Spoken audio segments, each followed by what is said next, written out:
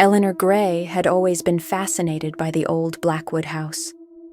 Nestled deep within the woods on the outskirts of town, it had a reputation steeped in eerie legends. Whispers of disappearances, strange noises, and ghostly apparitions had shrouded the mansion in mystery for decades. When Eleanor, a freelance journalist with a penchant for uncovering the truth, learned that the property was being auctioned off, she saw an opportunity she couldn't resist.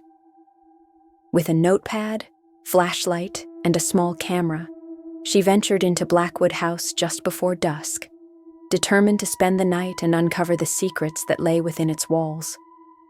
The townspeople had warned her, of course. "No one who enters after dark comes out the same," they had said, but she brushed off their concerns as superstition. The mansion was colossal, its once grand facade now cloaked in vines and decay. The heavy wooden doors creaked as she pushed them open, revealing a cavernous foyer with an elegant but dust-covered chandelier hanging precariously overhead. The air smelled of mold and something faintly metallic.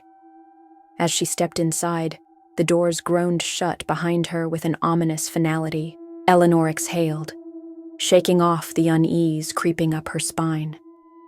She flicked on her flashlight, illuminating the grand staircase and the portrait of a stern-looking man hanging above it. His painted eyes seemed to follow her as she moved. Ignoring the chill in the air, she started recording. She wandered through the halls, taking note of the elaborate but decayed furnishings, faded wallpaper, and cobwebbed chandeliers.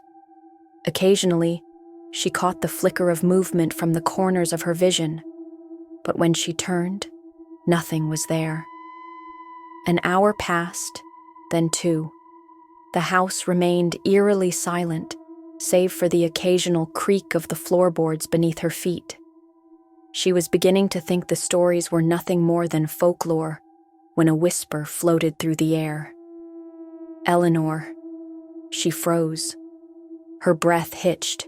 It had been faint, almost imperceptible, but unmistakable.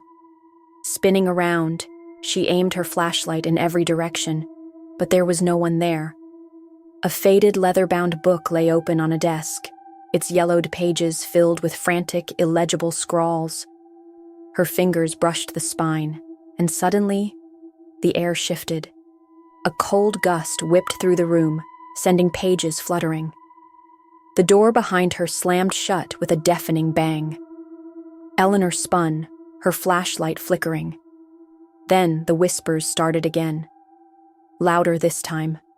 A floorboard creaked behind her. Slowly, dreading what she might see, she turned her head. A shadow loomed in the dim light, tall, grotesquely thin, with elongated fingers curled inward like claws.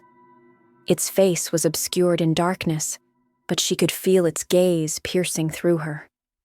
The air was thick with the scent of decay. Paralyzed, Eleanor watched as the figure tilted its head, emitting a low, guttural growl. Then it moved. With unnatural speed, it lunged. Eleanor screamed, stumbling backward. She scrambled for the door, yanking at the handle, but it wouldn't budge. The whispers returned, urgent now. "Leave! Leave! Leave!" A frigid hand grazed her shoulder. Ice shot through her veins. With a desperate cry, she kicked the door. Wood splintered and she tumbled into the hallway. Without looking back, she sprinted down the corridor. The house groaned, as though awakening from a long slumber. Shadows twisted along the walls, stretching toward her. Doors slammed on their own. From the staircase, she saw movement, a figure standing at the top, watching her with hollow, sunken eyes. Victor Blackwood. His mouth opened, but no words came out, only a deep, unnatural wail that rattled the very walls of the house.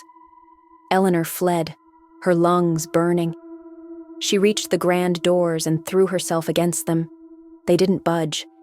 Then, a voice, clear amidst the chaos. "The mirror." Eleanor's gaze snapped to the grand mirror in the foyer.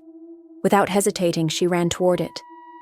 The reflection in the glass wavered, revealing not her own image, but the front porch bathed in moonlight.